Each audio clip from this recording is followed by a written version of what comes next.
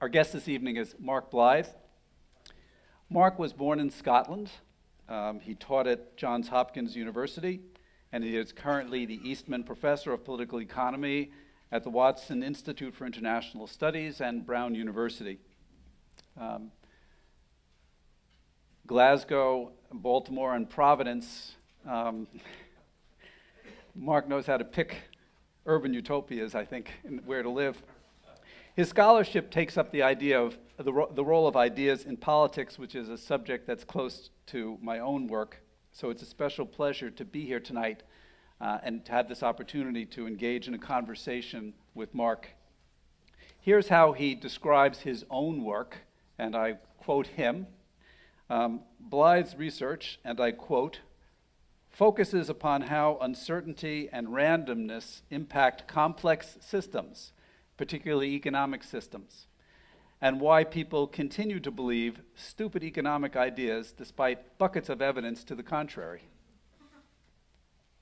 He is the author of several books, including Great Transformations, Economic Ideas and Institutional Change in the 20th Century, which was published by Cambridge University Press in 2002, and the one that we're here to talk about tonight. Come on up. We're here to talk about this evening, Austerity, the history of a dangerous idea, published by Oxford University Press in 2013. The subject of the book is one that will be familiar to many of us, especially readers of Paul Krugman in the New York Times, as recently as yesterday, in fact. What Mark Blyth offers us is a deep and somewhat twisted history of a concept that has become one of the key ruling ideas of our day. And as we'll see, if it is an idea whose time has come, it does not claim the throne because the weight of historical evidence stands behind it. So let's begin. Mark, welcome. Thank you very much. Give me 1 minute. Please. Thank you all for sticking around. It took me 8 hours to get here from Boston. Now, and this is the second time this has happened coming down here to give talks, right? So the next time that you hear somebody say the following, well, you know, the problem is unions and corruption and taxes are too high, I want you to take them out and beat them to death with a stick. Right? Just no more mercy on this one, right? Because here's the basic story on this one, right? Even at the best of times, it takes you standard Amtrak 4 hours and 20 minutes to travel 203 miles, which gives it an average speed of 70 miles an hour. Trains in India go faster. They don't own their own tracks. So that if a CSX freight train gets in front of you, you're an hour and a half late. Your rolling stock would make Romania embarrassed at the best of times. Now, at the end of the day, this is simply a question of public investment. So if people would be bothered to do this, there's a thing out there called facts, right? So you can go to, I don't know, stats.oecd.org and click through and find a bit that looks at tax rates and tax takes. And you'll find that despite all the stuff that you like to tell yourselves and your friends tell you all the time, this is one of the lowest tax societies in the developed world, but one of the highest consumption. And the highest consumption brackets are in the ages of 50, 60, and 70, because we spend 11% of GDP not on investing in our infrastructure, but on healthcare for a bunch of people who think it's their own goddamn right to live forever. And frankly, I'm sick of it. Shall we begin? We shall begin. By the way, I'm Scottish and I'm married to a German, which makes me a ruthlessly efficient alcoholic.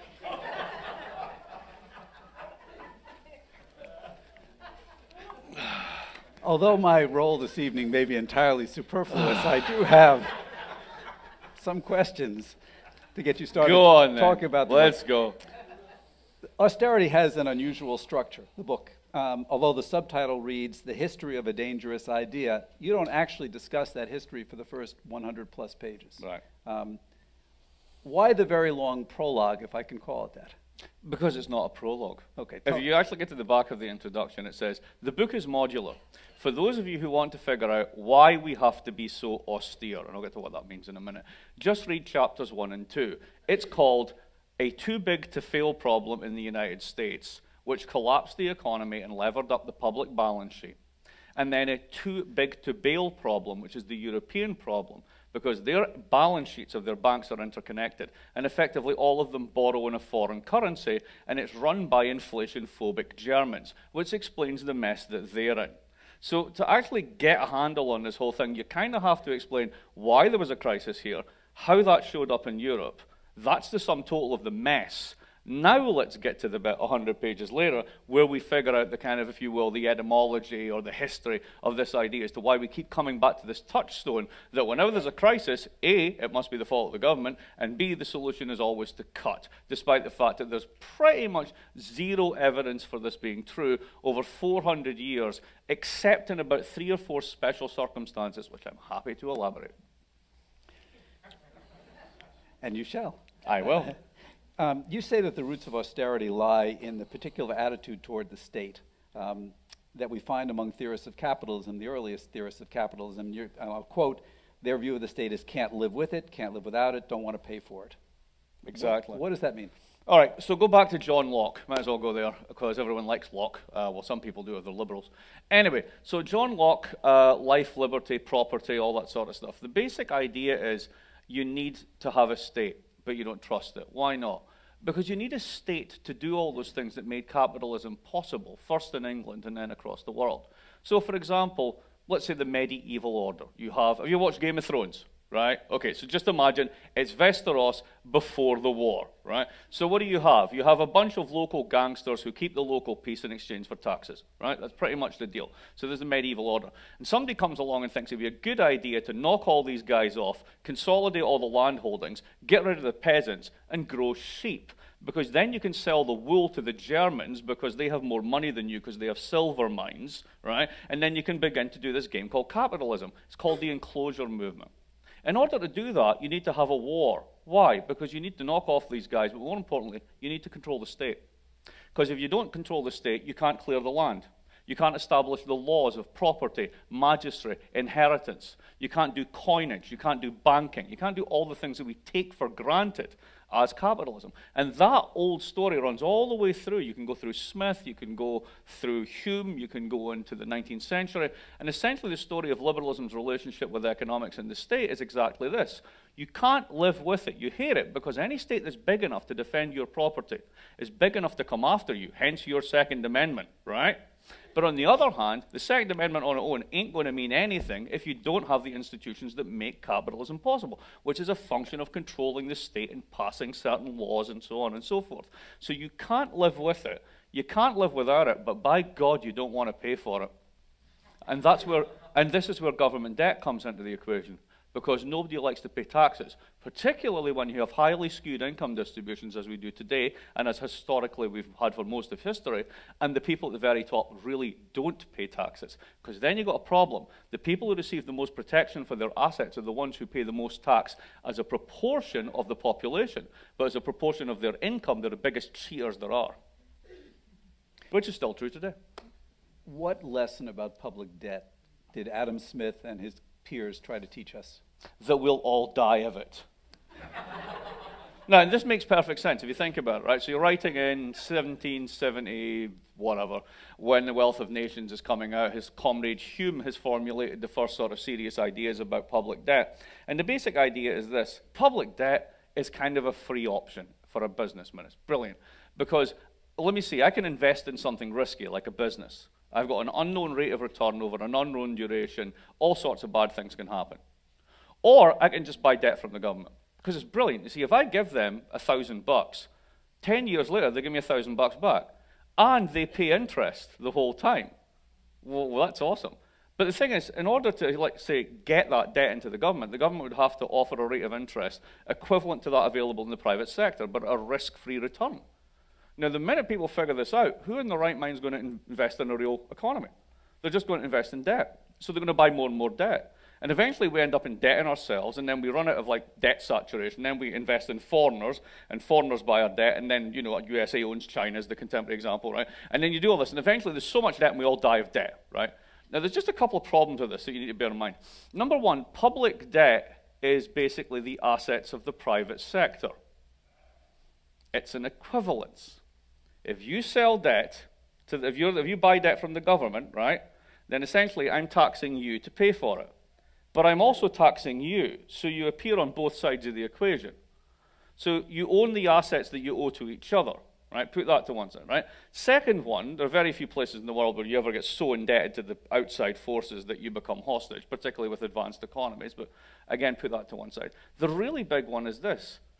It didn't work out that way. Now, they were writing at a time when British public debt was expanding, and you had the Napoleonic Wars coming up. And by the end of the Napoleonic Wars, if I get the number right, 267% of GDP was the British figure after the end of the Napoleonic Wars. And the weird thing is, by 1867, it was in single figures. Now, how did they do that? Did they go on an epic austerity crusade? Did they slash public budgets to the point that there was nothing left? And then, of course, investors went, yahoo, because there's no government left, so I won't have any property rights, so I'll get all my stuff stolen. Of course not. The economy grew faster than any economy in human history. And the combined forces of capitalist growth, technological process, and naked imperialism made the British economy so large that 276% of GDP, on that GDP, when that GDP becomes this much bigger, what happens to the numerator? It shrinks. Growth cures debt. Cuts do nothing but shrink GDP. So if you've got the same constant stock of debt and the same GDP, and you cut your GDP, what just happened to your debt? It just got bigger. What's happening in Greece now? A 30% drop in GDP. So let's imagine 100, 100. I take that down to 70. Let's say that that spending is half of that, of the reduction. So it's 15 off the GDP. What's just happened? I just went up to a debt to GDP ratio of 115% by cutting. It's very simple when you think this through. Problem is nobody bothers to. I want to take the intellectual development of this a little bit further and then talk about the practical side. In the early 20th century, as you describe it, the thinking about austerity developed on both sides of the Atlantic. Let's go to the United States, where a notion you referred to as liquidationism took hold. And this continues to inform our understanding about how to approach austerity. Sure. So tell us a little bit about this concept, liquidationism, and what it added to the discussion. Okay, to get there, you have to go a little bit back, right? So you have to get into the 19th century. There's a split that happens in liberal thought, liberal economic thought, and it happens around the personage of John Stuart Mill. John Stuart Mill's writing a little bit after David Ricardo, and Ricardo's kind of the heir to Smith and Hume, the original classicists. And in Ricardo's world, in the contemporary Ricardian world, one sector's gain is another sector's loss, and profits get competed down to zero. So debt must be a huge loss to everyone. That's a simple way of framing it. Now, when you get along a bit, Mill realizes that even within that framework there's a problem, because you have all these people who are being taxed, and they start to ask for something called the vote. And they want representation. And if you give them representation, they might vote themselves all your assets. So you're a little bit worried about this. But on the other hand, if you don't, they might burn your house down, which means you need that thing called the state again to protect your assets. So Mill opened up the window for saying, maybe we should share a bit. Maybe there should be a little bit of sort of trickle-down taxation, compensation, some way of sharing the growth for this to work. But that was deeply resisted, both by Austrian economists and then by American economists in the latter half of the 19th century. And it made sense for America to resist this in a sense because locally, rationally, it didn't make any sense. You had a tiny federal government. It had tiny amounts of debt. You had the Western expansion. You had huge immigration. You had an incredibly young population. Debt was somebody else's problem. You didn't need to worry about this. Then you get to the early 20th century. The main sort of economic theory around at that time, based out of Columbia and other places, called modern business cycle theory. And it's a bit like, for those of you who have done any economics, real business cycle theory from the 1990s. Basically, stuff goes up, stuff goes down, it's all exogenous, there's nothing you can do about it. Just don't try and compensate. Well, by the time you get to the Depression, and the Depression has lasted for about 6 to 8 years, the gold standard has collapsed, fascism has come around in several countries. The let's leave it alone and liquidate everything posse, it wasn't looking too good for them, which is why we're sitting in Roosevelt House. Let's talk a little bit about the practice of austerity after World War I, which is when several countries attempted to do it. You offer several case studies. Let's talk about a couple of them that are often discussed. Go on. Pick your favorites. Well, let's talk about Germany. Sure. And the United States. Okay. We can't do Japan. Japan's awesome. Japan's really great. I'll see if I can throw in a bit about Japan. Okay. Right. All right. So let's do Germany first. Right. So I'm going to Germany next week to pick up a prize. Anybody here speak German? Any German in the audience, right? So basically, I'm going to refer to this as the Nationalpreis for ironisch economy. Because ironic economics, because basically they're giving me an award for this book, despite the fact that they are ignoring the contents in such a studious way. I mean, it's quite spectacular. I'm not sure how that joke will translate, but we'll see how it goes. Anyway, part of this comes from a stunning misreading of their own history. So here's the German story you'll get from Angela Merkel. Oh, right, so, you know, World War I was pretty bad. We're not going to talk about it. And there was some inflation after the war, but we don't talk about that. In fact, everybody had high inflation after the war because it was funded by debt. But we ignored that completely. And then somehow in 1922, inflation went mental. It's probably because there was a lot of government spending. After that, I mean, yeah, it was over by the end of 1923, but people had wheelbarrows with money, and it was terrible. And then from 1924 to 1928, it was the most stable and prosperous economy in Europe. But we'll just ignore all that, and then we'll say, Nazis! And that's your story. So basically, World War I, inflation, Nazis, right? That's kind of the German story, right? Here's what actually happened, right? World War I, everybody in Mitteleuropa had high inflation. All of the savings were gutted by the inflation by 1919. Poland, Hungary, same shit, different smell, right? So, 1920, along come the French. The French have got a line item in their budget called 40% of my budget is going to be paid for by Germans. It's called the Versailles Treaty. Now, if you know that you wake up in the morning and 40 cents on the dollar is going to go into the pocket of Otto von Kraut, you might be a little bit, rather, sorry, I should say Pascal Lefranche, by Otto von Kraut. You'll be like, I don't think I want to do this anymore. Looking for a way out of this absurd set of reparations, the German government took advantage of the fact that the French occupied the Ruhr in 1923 and began to continue to pay all of the workers there in these industries their maximum wage in a time of economic downturn in order to keep them there to annoy the French and also to do one very interesting thing. The debt had to be paid back in gold marks. The only way you can get out of gold marks is if your exchange rate crashes. A very effective way of crashing your own exchange rate is to bung up your system with super high inflation, which you'll get if you keep paying money you don't have to all of these workers in the Ruhr Valley and elsewhere. And then, as that inflation takes off, your exchange rate naturally goes down, and your ability to pay back your gold marks declines to zero. Angry were the French, but they'd already occupied. They didn't have a big enough army to invade. What were they going to do? They've already screwed the country. Along came a couple of Americans called Mr. Dawes and Mr. Young. And Mr. Dawes came along and said, Mr. Young, go write me a new plan, which is funny because he screws this up 5 years later. But basically what he did was he did what's called a seniority swap, so that war credits became secondary to private credits, which meant that the French couldn't enforce their claims, and he got a principal reduction. Note, Greece, this has happened before, you got a principal reduction of 20% of the reparations. What that meant was American private money took seniority, and as Germany was seen as the most advanced economy before the war, huge amounts of pent-up short-term money, because the Americans didn't have inflation, they had like the complete opposite going on, that flew into Germany and created cabaret and the glorious 20s. Then in 1929, along comes Mr. Young, and Mr. Young himself says, now Mr. Dawes is out of the way, screw this. What I'm going to do is I'm going to reverse the seniority, because Germany looks okay now. Oh, wonderful. Suddenly the French get seniority on their claims. All the private money runs out, in part because of the Wall Street bubble. The economy starts cratering. So what do the Germans do? I will cut, and it's Chancellor Brüning. And Chancellor Brüning's cutting and cutting and cutting. And guess what happens? Every time he cuts, the Nazi vote goes up and up and up and up. So here's your real story, folks. To screw the French and get out of reparations, you defaulted. Exactly the same thing as Greece is trying to do now. And then when you did that, it was glorious for 5 years until the Americans screwed you, all the capital flight ran out, and then you had Chancellor Brüning, because your party system was screwed, kind of like a lot of Europe is just now, and the result was Nazis. There you go. In short, who else do you want to know about? The United States?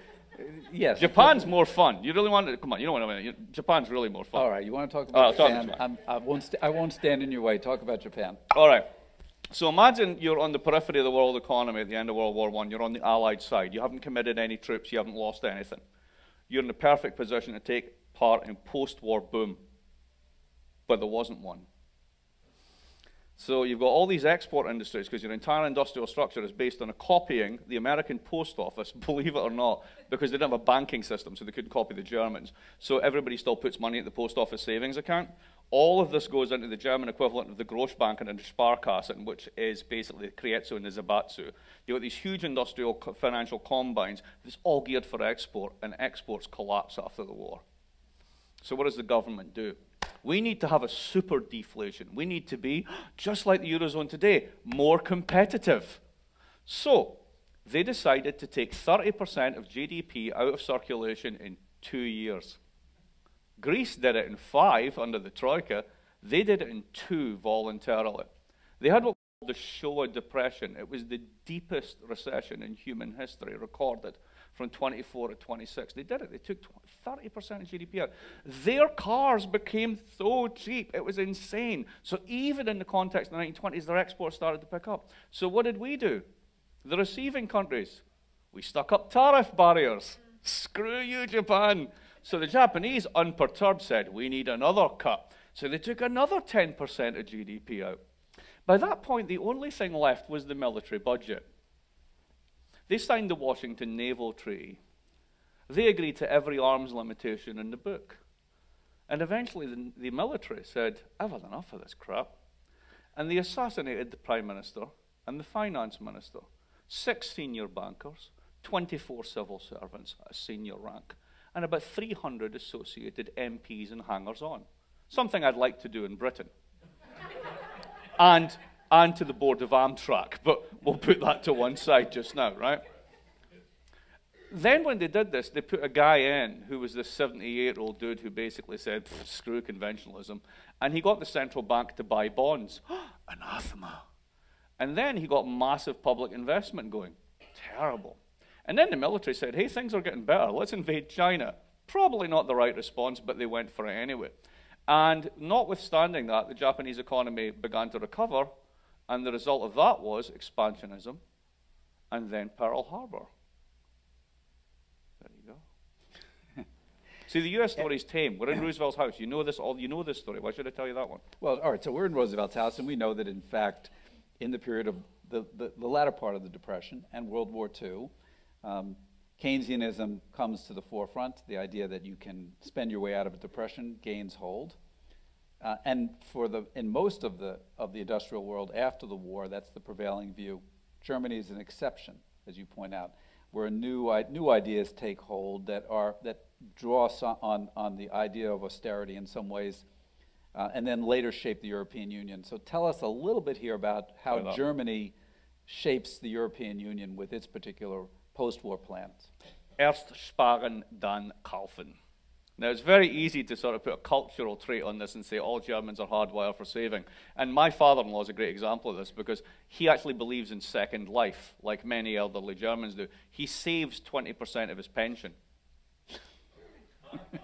And you're looking at me knowledgeable. You German? Austrian. Gleich. This is gleich. Yeah. So, old people basically save from their pension. It's like, what, have you discovered immortality? I mean, what does this do? Why would this make any sense whatsoever, right? But I don't want to do that. There's a much better explanation, right? You're trying to catch up with the Brits in the 19th century. You've unified, you've kicked the French's ass in 1871, all that sort of good stuff. You've unified, whatever. Now, if this is the same as the Japanese story and so on and so forth, right? They're the first developmental state. Any individual capitalist, even Mr. Krups, Mr. Farben, all the guys whose industrial companies remain today, their capital investments are too small and too risky to try and take on the Brits in the core industries of the time. So what does the government do? The government acts as a broker. It brings together the resource base, the financial base, the firms, and this is why you can look at BASF, you can look at A.J. Farben, you can look at IG Metall, you can look at, let's say, Siemens. Right, 1856. Siemens is founded in 1856. These guys are still around, right? This is just like the big Korean firms, the big sort of Japanese firms. They learned it all from Germany. The whole thing is permanently geared towards export. Now, this is why Keynesianism makes no sense. It's not that they don't understand it. They're smart people. But it's a bit like Canada. Any Canadians in the audience? Hooray! Excellent. There's always one. Was that a yes? Yes. Okay, good. You're a commodity exporter. At the end of the day, that's what Canada does. You're kind of the obverse of Australia. It used to be grain and wheat and metals and car parts and all that sort of stuff. Recently, it's been oil from the tar sands, right? And you rise and fall with the commodity cycle. Now, and furs, of course, and maple syrup. How could we forget high-quality maple syrup? And sort of, you know, French culture from Montreal, which is its own weird thing. Anyway, right, we have, which I like, don't get me wrong. I live in Boston. I go there anytime. It's too cold. Anyway, the Germans basically are built for export. Now, it's different from a commodity exporter in the sense that what you're doing is you're not just riding the commodity cycle, you're building good stuff that people want. I drive a Volkswagen. There's a reason for this, right? You go into my garage in Boston, and it's basically like German, Japanese, German, all the way up like 4 stories. So these guys are totally built for exports. What does that mean? It means you're riding off of somebody else's consumption. And it means that just like Canada, if you pump up wages and increase domestic consumption, what are you doing? You're increasing your costs. So your domestic costs will get higher, which means your export costs are going to get higher. So that BMW is going to cost more. So the secret of your success is to basically keep a lid on wages, keep a lid on consumption, make savings high, and then keep things going that way. And the way you sweeten the pot is by having a welfare state that redistributes through the family. Kindergeld, Familiengeld, all these sort of programs that basically support a consumption level which in real dollar terms is no greater on average in Berlin, the capital city, than $1,600 a month. So it's a very, very peculiar model. Now, I call this the not Switzerland problem. Because for Switzerland to exist, because Switzerland's a really nice place, right? Everybody else has to not be Switzerland, right? Only one country can be basically a tax dodger, massive pharma producer, lie about your accounts place, right? For that to happen, everybody else has to not do that, right? Now, the Germany and Europe problem is precisely because they do that because everybody else doesn't do that. Now, plop your own currency in that, surround yourself in a bunch of uncompetitive economies with lower productivity, what's going to happen to your real exchange rate? It's going to fall. So what's going to happen to German competitiveness when China stimulates the 12% of GDP and the Americans pick up, which is why my garage is filled with expensive German cars and French garages are not. That's the German model. Now, it's worked for them for 130 years. The only problem is they're now in charge of the Eurozone. That requires a different form of leadership. But as you point out, they don't offer a different form of leadership. They essentially are pursuing the same policies.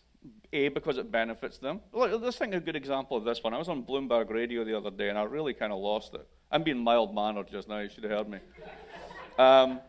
Here's what the host said, and it's Kathleen Hayes, who I really like, and I just no, you're not getting away with that one. And she goes, oh, come on, Mark, isn't it really like this? At the end of the day, it's like, it's like you're in the family, and there's some teenager, and they won't listen, and they keep spending, and eventually you've got to cut off their allowance. And I'm like, really? That's your macroeconomic analysis? Are you shitting me? I mean, really? This is it? Okay, let's stop this for a minute. Let's go back. Why did we care about Greece? It's 2% of Eurozone GDP. It's the size of Alabama. If Alabama went bankrupt, why would anybody give a crap? Why would anybody even notice? First of all, isn't it bankrupt? It might have went bankrupt in 1951. We wouldn't know. Nobody's been there. Bill Clinton left. I mean, come on. So you got this tiny little thing, and it's heavily indebted. It turns out they've been lying about their budget deficit. Ooh, naughty. And they've got quite a lot of debt already, so they end up with a bit more debt. Now, if you go back to like when the crisis was really kicking off, there was basically just under 50 billion euros in Greek debt subject to what's called rollover risk, right? The risk that like you couldn't sell it again and keep it going as governments really do. Now, at the time, I had a proposal called, well, I won't get to what it was called yet, where basically the ECB sets up an SIV, a special investment vehicle, and then buys all the Greek debt subject to rollover risk and puts it in it, and we call it the Sovereign Hellenic Investment Trust.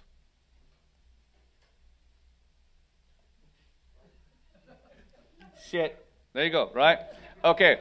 And then we put lots of liquidity in the system, we forget about it, and then everything would have been fine. But no, we didn't do that. We decided we were going to do something else. So what did we do? We let the yields on the bonds go up, and we let the prices of the bonds fall.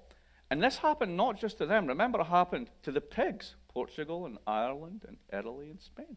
Now, what do they all have in common? Well, they're all Catholics. Well, no, that's not it, right? That's all true, but they're not. It's not because of that. Because basically, when you have an interlinked banking system with massive banks, this whole stuff about American banks are so levered. Top 5 American banks at the time of the crisis are 60% of GDP. Let me give you some figures that will make your toes curl if you don't know this already, right? So let's take one of the smaller examples of this one. Germany. 86% of German GDP is in one bank, Deutsche Bank. That's its asset footprint.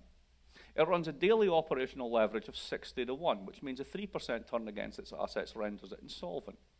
It is the world's largest derivatives traders. Don't tell the Germans, they don't know any of this.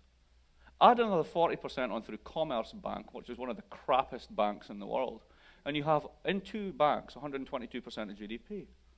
Let's go to France. Top 3 French banks, 340% of GDP. One of them was a farmer's co-op, used to be called Crédit Agricole. Let's go to another place, the United Kingdom. At least they have their own currency, 458% of GDP. Let's go to Ireland, 520. Let's go to Iceland just before they popped, 825. American banks, don't even compare them. Now, all those banks are borrowing in a common currency that none of them own, none of them get to print. So, 2% kicks off. You got your portfolio of assets that are anchored by sovereign debt. You use the sovereign debt for what are called repo transactions to fund yourself. That starts to lose value. You've got a big problem. A, you can't bring money in the door, and if Greece goes to zero, you're going to have to liquidate another asset to get over your losses. So if you've got Greece, and you've got Portugal, and you've got Spain, and I know that because I've got the same in my portfolio, right? If Greece goes to zero, what do you have to sell? Portugal, 7%. Ireland, 11%. Spain's too big. Everybody dumps Spain all at once, the whole market crashes. Oh, and it turns out that if you look at the balance sheet of those 2 German banks, 30% of their assets are made up of periphery assets from the pigs. So what did you do? We took €250 billion, and we gave a boatload of cash to the Greeks as a bailout. What were we bailing out, folks? We were bailing out the German and French banking systems.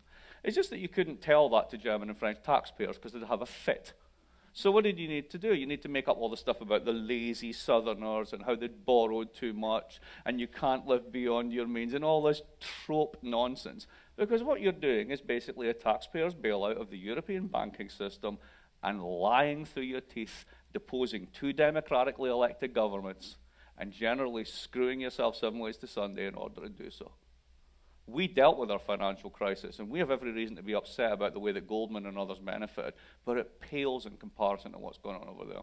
Do you know how much public money has gone into the European banking system without a single vote being cast on it? €5 trillion by the end of 2013. It's unbelievable. You mentioned Greece. We might as well take it. Let's go that direction for a moment. There was just an election. A left-wing government gets elected here. The people have basically thrown up their hands and said, we've had enough with austerity. What happens now? What options are there for the Greeks? What response would you expect there to be in Europe? I expect them to be thrown out. I do. I expect them to be thrown out. I don't see there's any room for compromise. My 2 favorite quotes for the Euro crisis when this is all over both come from Wolfgang Schäuble. And Schäuble is just that perfect example of a provincial German politician who's out of his depth. He has no idea what he's talking about. And my evidence for this is twofold. In a Financial Times op-ed that somebody in the finance ministry obviously penned for him, he had the following line. It is an undisputable fact. They couldn't pick this up in the grammar check. It is an undisputable fact that excessive debts and deficits have caused these problems. Only by a restoration of sound public finance will we emerge from the crisis. Well, I can show you a simple linear regression that shows 2 things.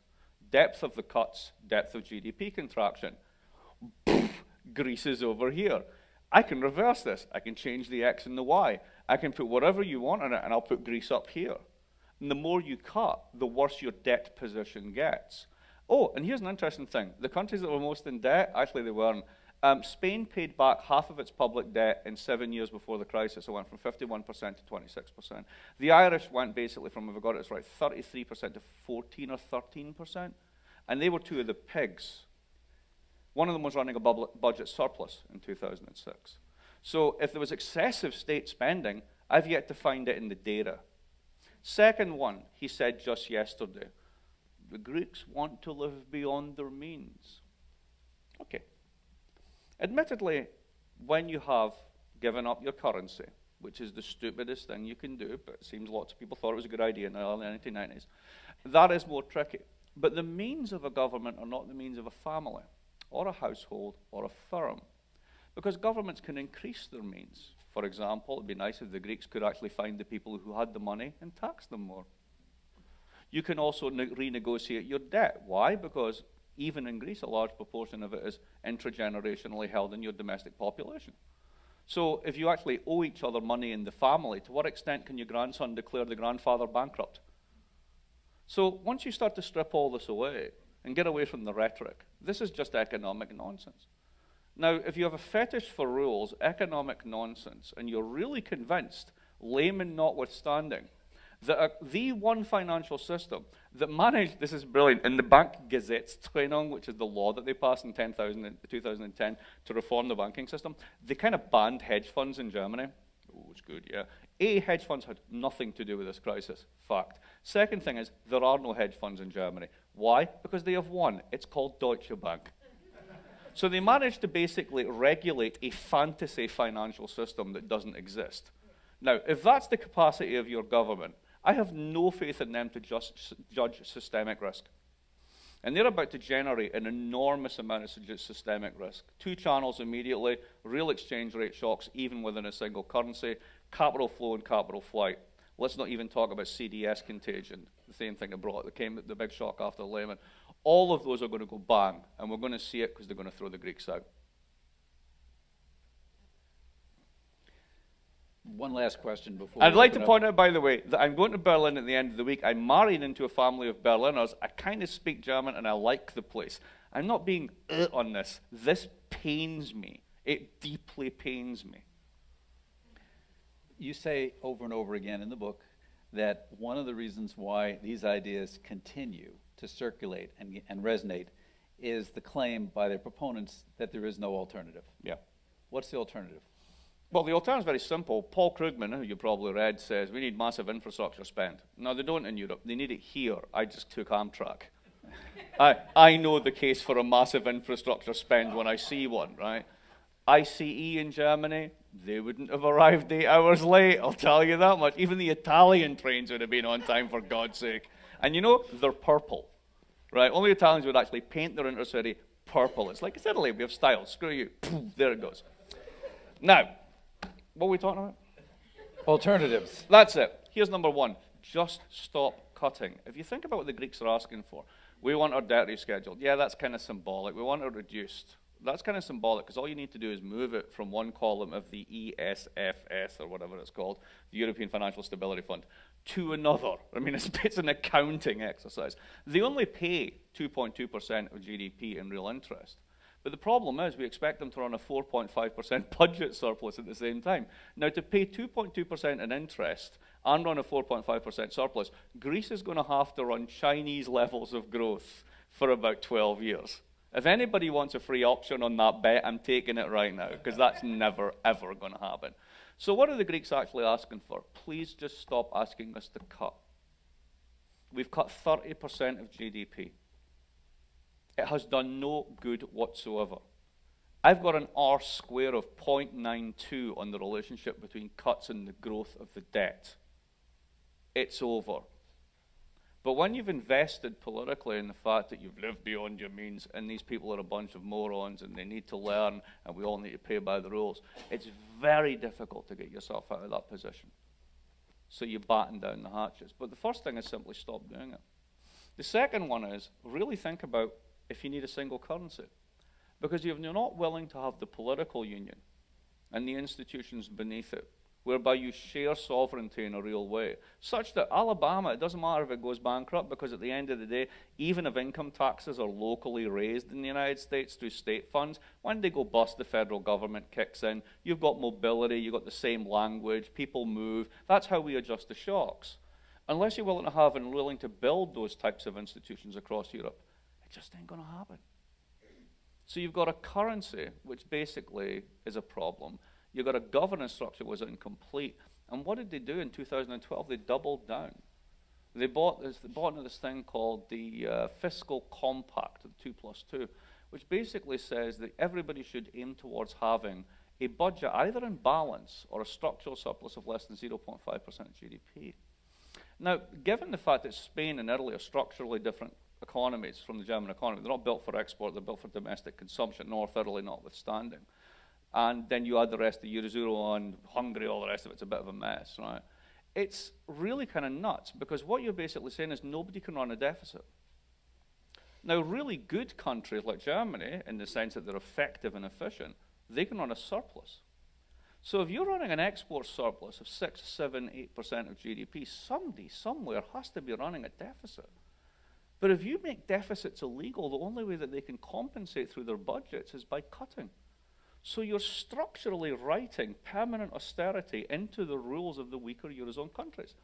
Now, not only does that not make any economic sense, it is suicidal for democracy. And this is where the whole irony of the 1930s comes back, right? If anybody should know this, it should be Germany. Because they defaulted to screw the French, and it worked. They then got done in 29 through 31, and the result was an awful, awful mess. Now, what's on the wings in Greece? Because if you turn the Greeks back, you say, we're not doing a deal with these guys. You will pay up, even though they are insolvent. The solvency equations on this are pretty straightforward.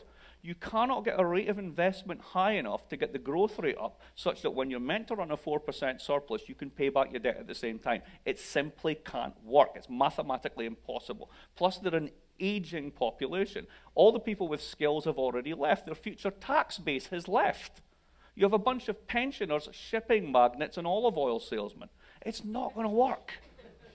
So why keep trying? Well, if you keep trying, all that's going to happen is this relatively okay left party, and if you really look at what they're saying, they basically are social democrats in the 1970s. They're about as radical as the Swedes, right? Which are not exactly known for the radicalism, right? They're gone. Who's next? Because if they blow up, if we really encourage this, Holland is weak. I don't mean Holland, I mean Hollande is weak. And the National Front are waiting right in the wings. And we are poised to repeat this. And to me, the most terrible irony of this is what happens to democracy. In the land that sees itself as the home of democracy, the main promoters of democracy, you've already undermined two governments. You've already had constitutional coup d'etats in both Greece and Italy.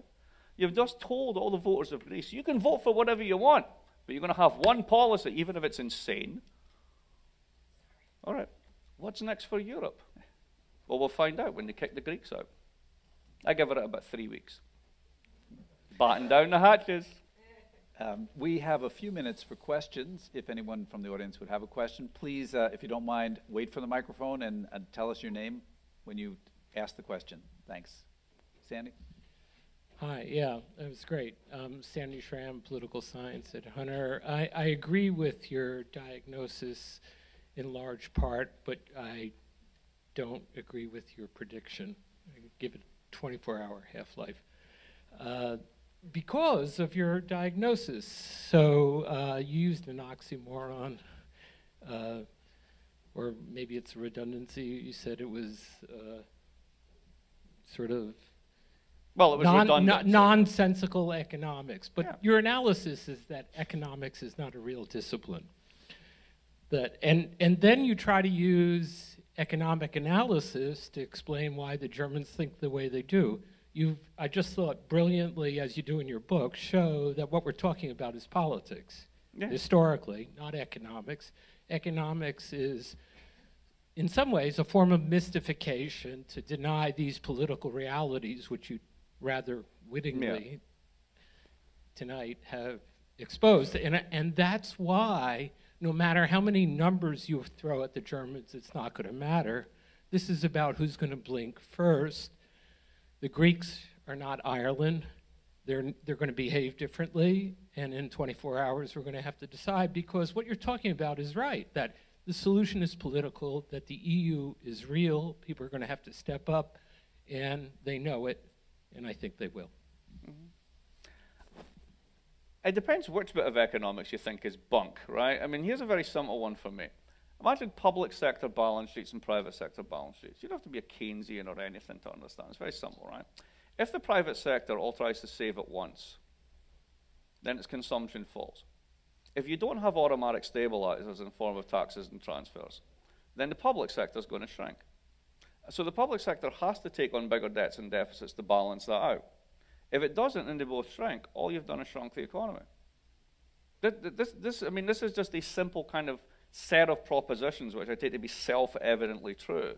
Now, some parts of economics deny that, and some parts admit it, and I'm with the part that kind of admits it and thinks we should pay attention to it. So I wouldn't go as far as saying it's all bunk, it's all politics. But I will give you this. My favorite quote from an economist nobody's ever heard of, who has a great name, is Abba Lerner.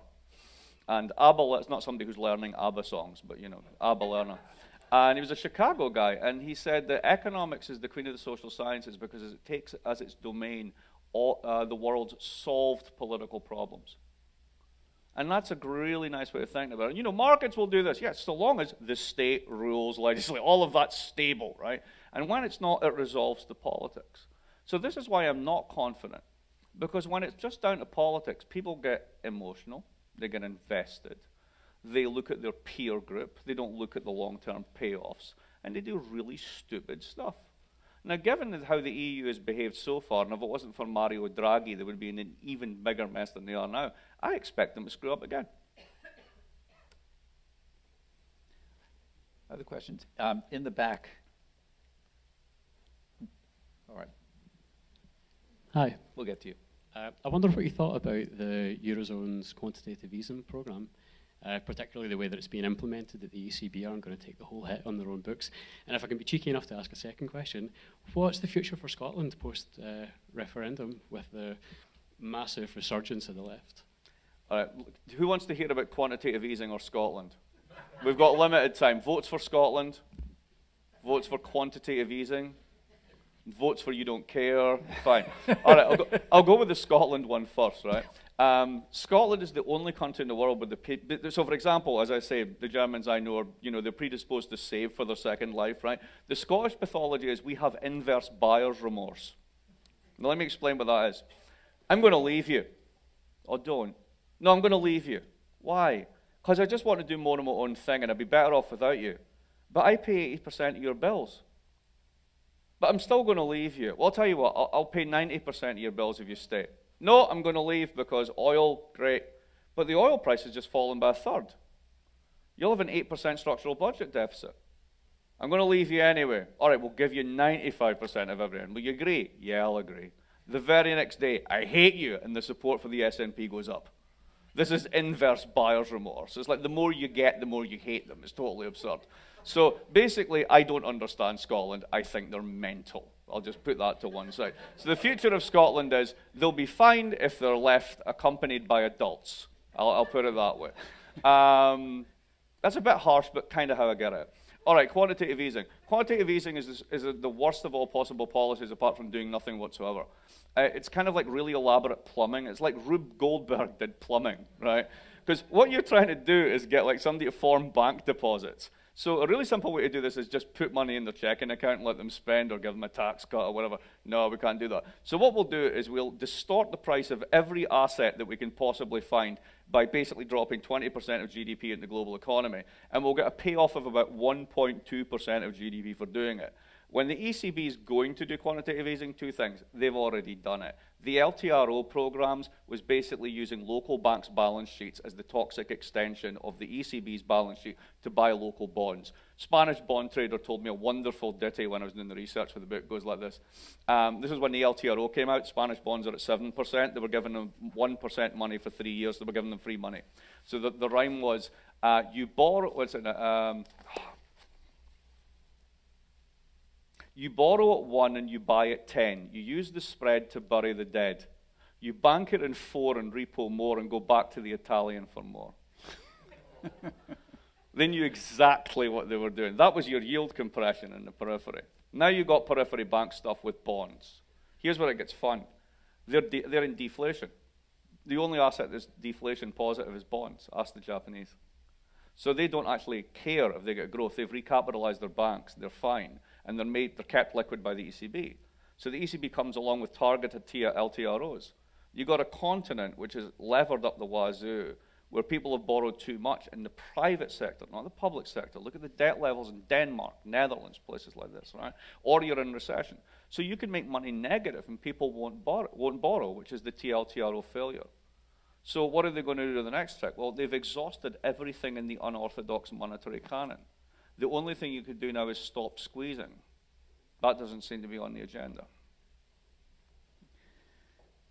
In the back also, back row, the handsome gentleman there. Full disclosure, my brother and I have a small bit of Scottish blood in us. Yes, he is But my brother. That means you're only partially an alcoholic. Oh, partially. And you took the QE question from me, but I wanted to ask you also if you think that there's anything in the behavior of the Greeks in particular, in the way they structure their job creation, business formation, and other things that have in any way moderated over the last 5 years to suggest that they have any ability to pull themselves up by their own damn bootstraps. Well, the thing is, the bootstraps were shared, right? This is the important thing. Everybody knew going in that this was a structurally dubious economy, right? So I remember standing on stage with Gerhard Schroeder, name drop, and I said to him, come on, okay, you didn't make up the euro, like it was the guys before you, but you inherited it, right? And you were there when they brought it in. So you kept the Greeks in. What were you thinking of? You go to my website, you see a video of me asking him this question. And he steps back and he laughs and he goes, we couldn't leave them out. They invented democracy. Now, this is the type of forethought that went into this, right? You know. Now, yeah, the Greeks have got a rotten economy. You know, the rich don't pay taxes. You know another one that's like that? It's called the United States. You can incorporate in Delaware. You know where 50% of money laundering in the world goes on? It doesn't go on the Cayman Islands. It goes on in Delaware. Set yourself up as a nice little business, trust, whatever, basically offshore it, onshore it, whatever. So the top 1% pay most of the taxes, but when you look at the revenue gains they've actually had, their tax share is less than the bottom 12. Funny that. So if you want, like, you know, corrupt practices, we have lobbying. Well, that's a really honest business, isn't it? So, you know, when... Yeah, but the thing is, if that's actually true, look at rates of business formation. They're certainly lower, but at the same time, you love going to Milan. You love going to Bologna. There are frickin' restaurants everywhere, right? I mean, like, did they all grease palms? Maybe they did, but they seem to be pretty solvent. They're serving damn good food. Some of them been there for 217 years. I mean, we have to be careful about the stories we tell here. With the same chef. With the same chef, exactly. The same family of chefs. So anyway, my point is, the economy, the way I think about economies, they're kind of locally rational clusters of institutions. They make sense to themselves. And they have trading links and other things with other economies that kind of make sense to them. And when you basically dump a huge monetary system on a bunch of really, really institutionally different economies, you're going to end up with a bunch of problems that are way bigger than the fact that Georgios is a thief. That's really not going to do as an excuse for how this works. One more question. Over here.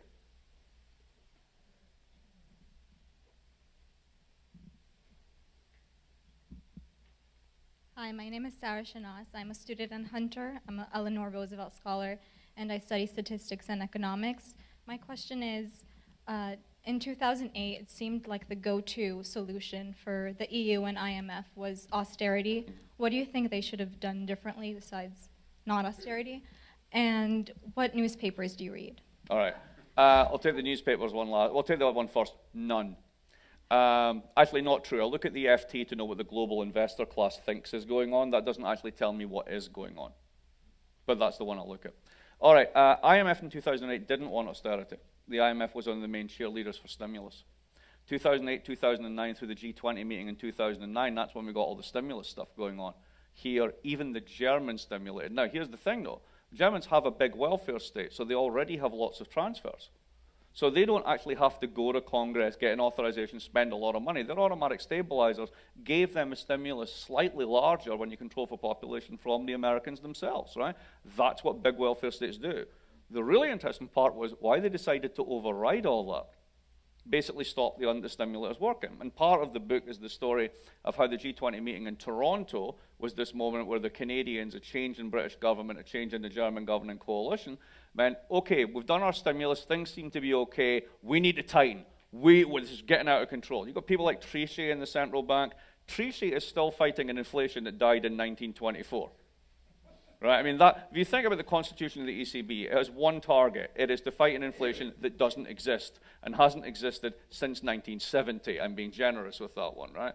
They raised rates in 2011 in the middle of a recession. So this desire, ideology, however you want to put it, to basically enforce tightness was a meme. And that meme caught on in Europe amongst the governing elites. And the IMF also bought into it at the time. But very quickly, the IMF reversed themselves. Go look at the series of papers that they started to produce, the World Economic Outlook, calculating the negative multipliers in the periphery. They have been actually against this, even though they're part of the Troika, since 2011. So they play a very ambivalent role in this. Now, a very cynical way of looking at this is, well, when rich countries get into trouble, the IMF believes in Keynesianism. When poor countries get into trouble, they believe in liberalism, right? I think that they believed in Keynesianism, wanted to try liberalism, and then quickly went back to realizing this is not good for rich countries. Thank you very much. Thank you all for showing up and staying so long when I was